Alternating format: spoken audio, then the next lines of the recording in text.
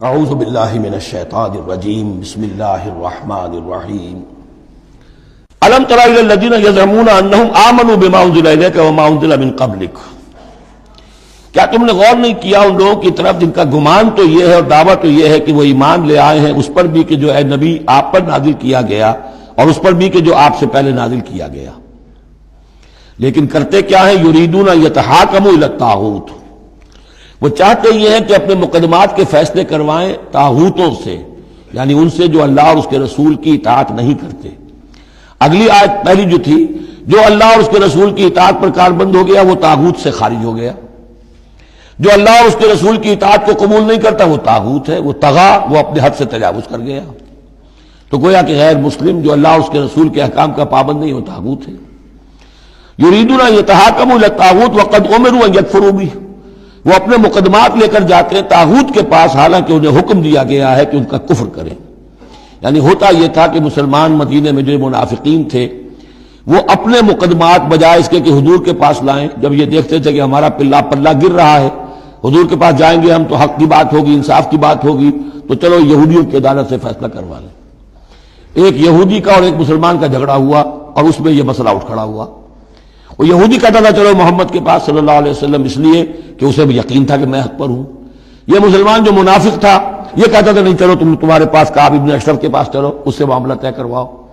بہرحال اس کے بعد ہوا یہ کہ حضور کے پاس وہ یہودی لے آیا، حضور نے فیصلہ کر دیا اس کے خلاف۔ اب اس نے کہا اچھا چلو دیکھو آپ بھی عمر سے اور بات کرتے ہیں۔ حضرت عمر سے آ کے بات کی، امید کی کہ شاید وہ جب میرا لحاظ زیادہ کریں، میں مسلمان ہوں۔ وہ یہودی نے بتا دیا حضور تو یہ فیصلہ کر چکے میرے حق میں اور یہ پھر یہ یہاں آیا ہے۔ انہوں نے آؤ دیکھا نہ تاؤ تلوار لی اور گردن اڑا دی کہ جو محمد کے فیصلے پر راضی نہیں اور مجھ سے فیصلہ کروانا چاہتا ہے اس کا فیصلہ یہ ہے۔ اس پر واویلا مچایا، آئے چیختے چلاتے ہوئے اس کے گھر والے، اس کے اہل و عیال کہ ہم تو بس یہ چاہتے تھے کہ کچھ مصالحت ہو جاتی، آپ نے فیصلہ دے دیا تھا تو کوئی مصالحت ہو جاتی تو اچھا تھا، راضی نامہ ہو جاتا، اس لیے گئے تھے۔ وہ واقعہ ہے جو بیان ہو رہا ہے۔ وَيُرِيدُ الشَّيْطَانُ أَن يُضِلَّهُمْ ضَلَالًا بَعِيدًا، شیطان چاہتا ہے کہ انہیں گمراہ کر دے، بہت دور کی گمراہی میں ڈال دے۔ وَإِذَا قِيلَ لَهُمْ تَعَالَوْا إِلَىٰ مَا أَنزَلَ اللَّهُ وَإِلَى الرَّسُولِ، اور جب ان سے کہا جاتا ہے کہ آؤ اس چیز کی طرف جو اللہ نے نازل فرمائی اور آؤ رسول کے پاس چلو، مقدمہ طے کراؤ۔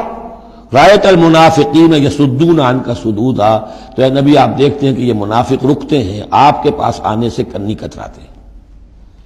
صدا یصدو یہ میں عرض کر چکا ہوں، رکنے کے معنی میں بھی ہے، روکنے کے معنی میں بھی ہے۔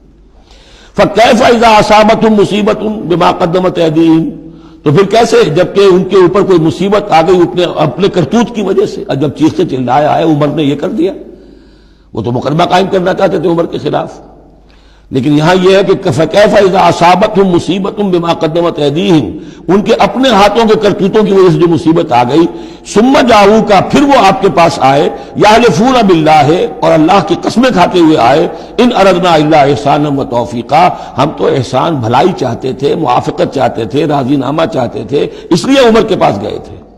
أُولَٰئِكَ الَّذِينَ يَعْلَمُ اللَّهُ مَا فِي قُلُوبِهِمْ، یہ وہ لوگ ہیں کہ جو کچھ ان کے دلوں میں اللہ اسے جانتا ہے۔ فَأَعْرِضْ عَنْهُمْ، تو اے نبی ان سے آپ رخ پھیر لیجئے، وَعِظْهُمْ، اور ان کو ذرا نصیحت کیجئے، ڈانٹیے ڈپٹیے، وَقُلْ لَهُمْ فِي أَنفُسِهِمْ قَوْلًا بَلِيغًا، اور ایسی بات کہیے ان سے جو ان کے دلوں میں اتر جائے۔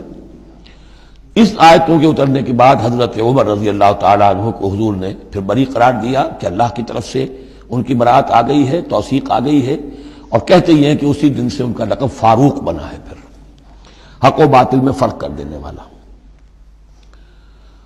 وَمَا أَرْسَلْنَا مِن رَّسُولٍ إِلَّا لِيُطَاعَ بِإِذْنِ اللَّهِ، اب ایک بات نوٹ کر لیجئے، منافقت جو یہاں پر زیر بحث آئے گی سورہ مبارکہ میں وہ 3 عنوانات کے تحت ہے۔ منافقوں پہ نماز بھاری نہیں تھی، روزہ بھاری نہیں تھا، 3 چیزیں بھاری تھیں۔ ایک رسول کی اطاعت، اور یہ بڑی نفسیاتی بات ہے، رسول انسان ہے، ہم جو رسول کی اطاعت کرتے ہیں تو رسول ہمارے لیے ایک انسٹیٹیوشن کی حیثیت رکھتے ہیں صلی اللہ علیہ وسلم۔ 2 ہاتھ 2 پاؤں 2 آنکھوں والا رسول ہمارے پاس موجود نہیں ہے، ان کے سامنے انسان موجود تھا، اس کے بھی 2 ہاتھ ہیں، اس کے بھی 2 پاؤں ہیں، اس کی 2 آنکھیں ہیں۔ انسان کی اطاعت کرے یہ بہت مشکل ہے، جیسا کہ جماعتوں میں ہوتا ہے۔ امیر کی اطاعت سے زیادہ بھاری کام کون سا ہے؟ بڑا مشکل کام۔ اپنی رائے کو پیچھے ڈالیں تو امیر کی رائے پر چلیں. ایک تو ان کے جس کے دل میں یقین تھا کہ یہ محمد صلی اللہ علیہ وسلم، یہ محمد ابن عبداللہ تو ہیں جنہیں ہم دیکھ رہے ہیں، لیکن حقیقتاً میں جو ایمان لایا ہوں وہ محمد الرسول اللہ پر لایا ہوں کہ اللہ کے رسول ہیں. تب تو بات ہو جائے. لیکن جن کے دلوں میں یہ یقین نہیں تھا یا کمزور تھا، ان کے لیے حضور کی شخصی اطاعت بڑی بھاری تھی، بڑی کٹھن تھی. یہ بعض مواقع پر وہ کہتے تھے کہ یہ جو کچھ کہہ رہے ہیں اپنے پاس سے کہہ رہے ہیں، کیوں نہیں سورت نازل ہو جاتی، کیوں نہیں آیت نازل ہو جاتی. اور سورہ محمد اسی انداز میں نازل ہوئی ہے کہ پھر اللہ نے کہا اچھا لو پھر یہ آیت ہم نازل کر دیتے ہیں قتال کی.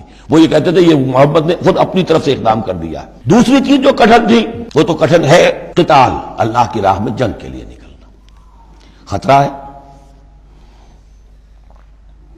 مرحلہ سخت ہے اور جان عزیز. اور تیسری چیز ہجرت.